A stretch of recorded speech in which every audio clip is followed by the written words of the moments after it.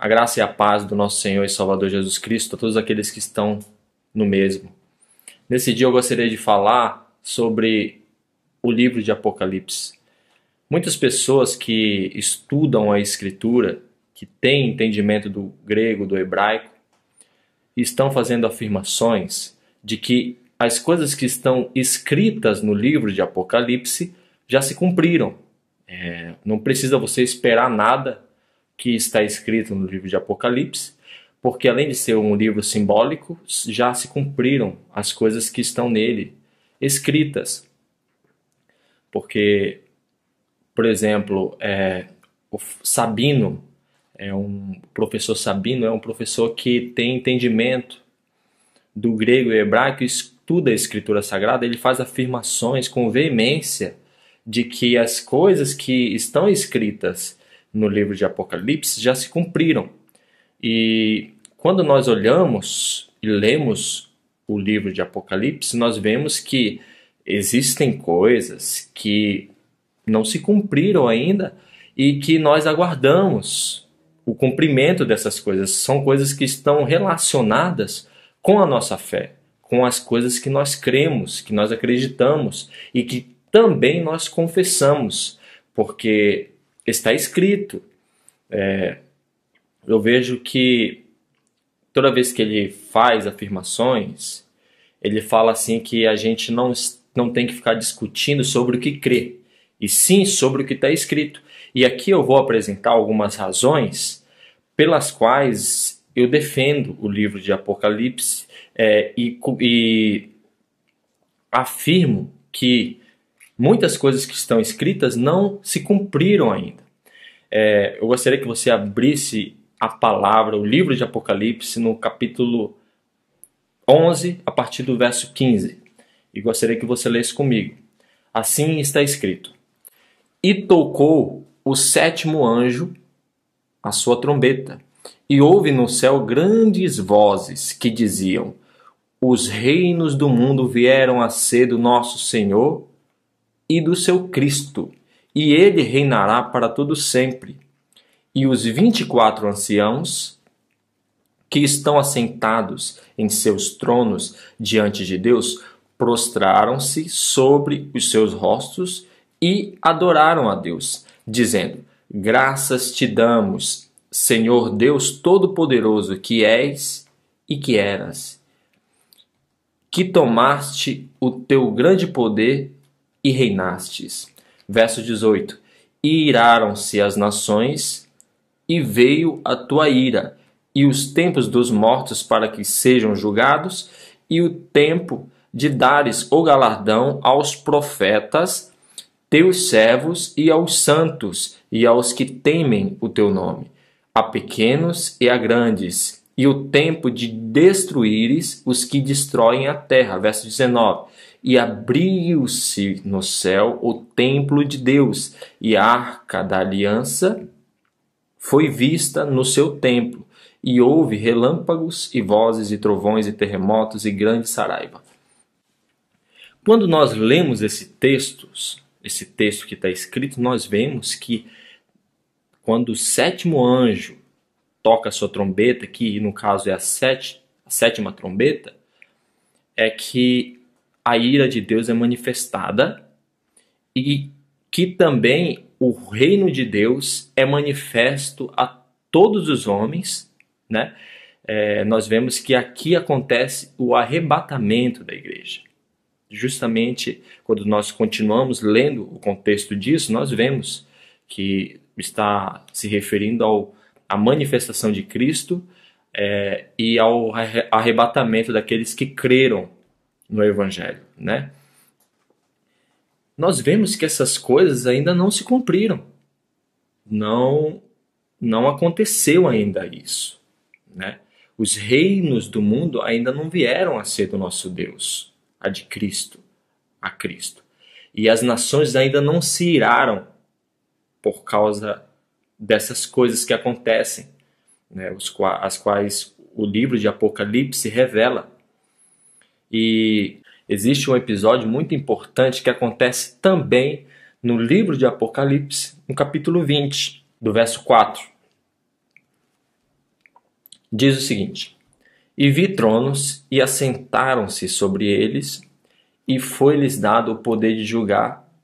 E vi as almas daqueles que foram degolados pelo testemunho de Jesus e pela palavra de Deus, e que não adoraram a besta, e nem a sua imagem, e não receberam um sinal em suas testas, nem em suas mãos, e viveram e reinaram com Cristo durante 1000 anos.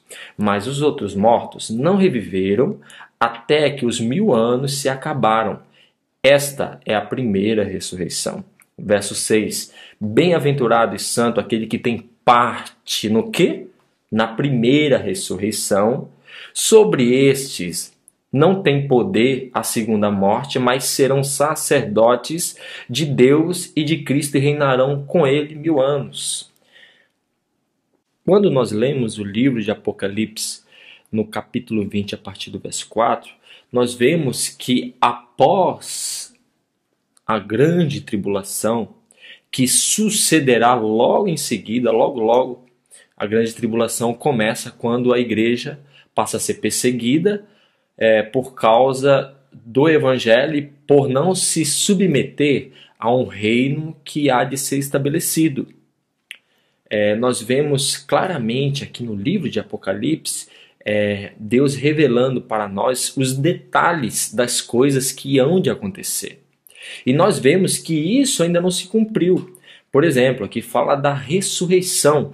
E a ressurreição da igreja tem que ser semelhante à ressurreição de Cristo. Não é quando um crente morre e ele já é ressuscitado. Isso não é verdade, né? Quando um cristão morre, ele vai aguardar a ressurreição. Quando nós lemos a carta aos Tessalonicenses, o apóstolo Paulo confirma isso.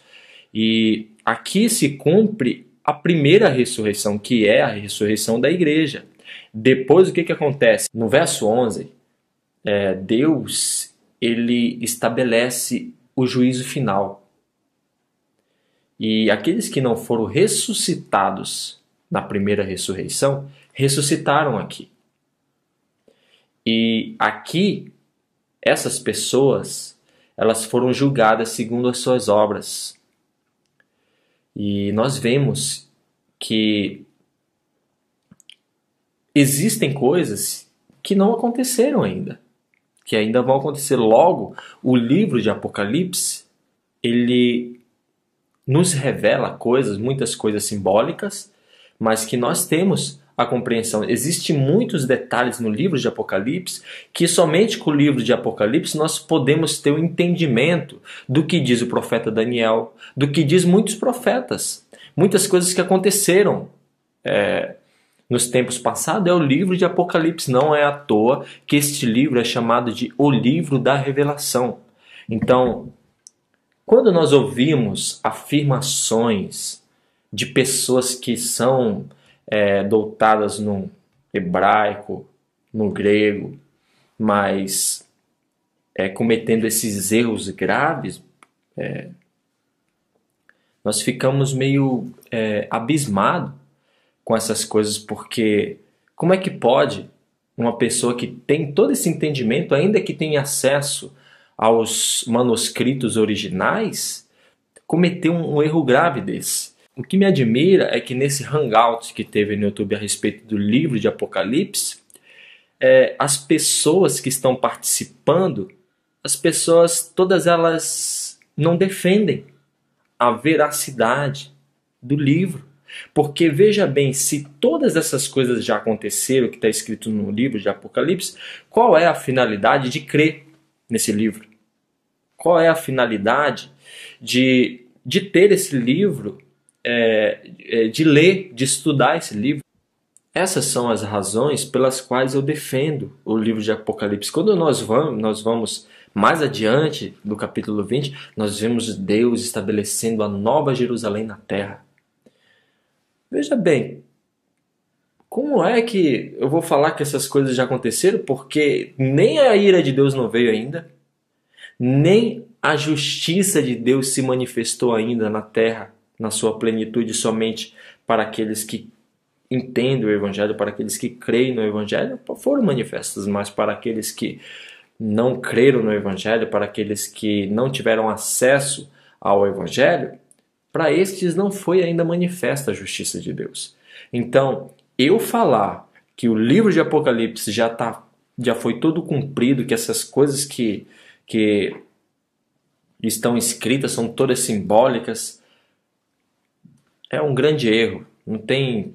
Eu não sei qual é a intenção do professor Fábio Sabino de falar que não tem nem sabe direito se o livro de Apocalipse de fato foi inspirado por Deus ou não. Ou seja, fica gerando dúvida nas pessoas que creem no livro de Apocalipse. É um grande erro também eu fazer afirmações de que a pessoa só pode ter o entendimento do Evangelho se estudar a Escritura nos originais. Isso é um grande erro, porque todas as coisas que estão escritas existem contextos, e pelos contextos a gente consegue ter a compreensão do Evangelho. Aquilo que a gente tem dúvida, aquilo que contradiz uma passagem com a outra, que a gente busca nos originais para saber a exatidão, mas qualquer pessoa que estudar a Escritura com afinco tem acesso às verdades do Evangelho. Não precisa você só estudar os originais para que você tenha acesso. Não precisa. Não há necessidade disso. Há necessidade de você fazer algumas pesquisas, as pessoas que estudam a Escritura Sagrada. Então esse é o vídeo, meu comentário que eu queria deixar aqui para todos aqueles que creem no Evangelho. Eu peço que vocês analisem o livro de Apocalipse com mais cuidado, para não tirarem conclusões precipitadas deste livro. Esse livro, não é à toa que esse livro se chama o livro da revelação, porque é nele que nós temos exatidões a respeito das coisas que estão escritas em muitas passagens nos profetas, na lei e nos salmos, e também nas epístolas dos apóstolos, né? Então, é isso que eu queria falar para todos que acompanham o Evangelho, que acompanham esses estudos dados na internet, né? Não estou falando que não é para ver, que não é para assistir, mas tomem cuidado, porque a Escritura diz que nós devemos julgar todas as coisas, reter o que é bom e desprezar as coisas que não forem proveitosas para a edificação do corpo de Cristo. Muito obrigado pela sua atenção, fique com Deus e que o amor de Deus esteja no coração do corpo dele. Um abraço.